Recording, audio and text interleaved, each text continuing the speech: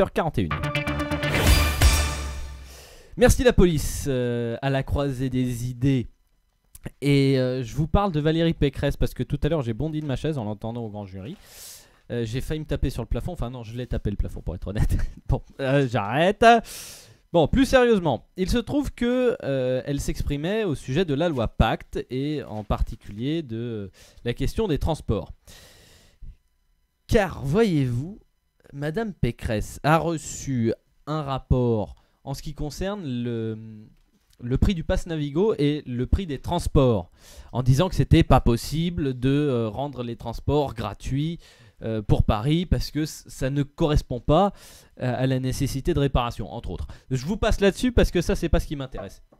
Ce qui m'intéresse, c'est plutôt du côté de la circulation automobile.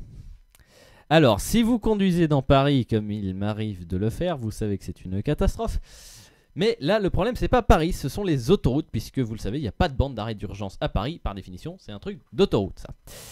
Or, Valérie Pécresse, pour encourager le développement de nouvelles formes de mobilité, avec, entre autres, le covoiturage, avec les taxis, avec les transports en commun routiers, veut autoriser la circulation des dits véhicules sur les bandes d'arrêt d'urgence.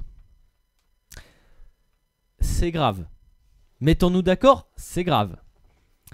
Car une bande d'arrêt d'urgence, à quoi ça sert, hein? Je sais pas, tout est dans le nom, non? À s'arrêter en cas d'urgence. On est d'accord? Donc, une urgence, c'est potentiellement une urgence vitale. Ou en tout cas vitale pour le véhicule. Donc, voilà. Les conducteurs du dimanche se reconnaissent, n'est-ce pas? J'espère que c'est pas pour moi celle-là. Vous vous reconnaîtrez. Raphaël se reconnaît très bien. Alors, plus sérieusement, une bande d'arrêt d'urgence, c'est fait pour s'arrêter. C'est fait pour ne pas occuper la circulation sur l'autoroute, parce que je vous rappelle qu'il est interdit de s'arrêter sur l'autoroute, hein. Donc, si on ouvre à la circulation les bandes d'arrêt d'urgence, déjà on en change l'utilisation, et puis surtout on met en danger. On met en danger les personnes qui s'arrêtent sur ces bandes d'arrêt d'urgence, parce que résultat, si on circule sur la bande d'arrêt d'urgence, il n'y a pas de raison de circuler à une vitesse inférieure à la vitesse maximale autorisée, c'est-à-dire sur autoroute 110 à 130 km/h, sauf sur d'autres tronçons limités à 90, à 70 ou même à 50. Mais là c'est grave, parce que en faisant ça, en permettant ça, eh bien Valérie Pécresse ouvre la porte à la possibilité de justement mettre en danger des personnes qui sont là parce qu'elles n'ont pas le choix, elles n'ont pas d'autre solution. Quand on est sur une BAU, potentiellement on est sorti de son véhicule, on est en danger. Je vous rappelle quand même que le nombre de cyclistes, là je parle des cyclistes mais ça rejoint un peu les piétons, le nombre de cyclistes d'ailleurs et de piétons morts sur les routes a augmenté.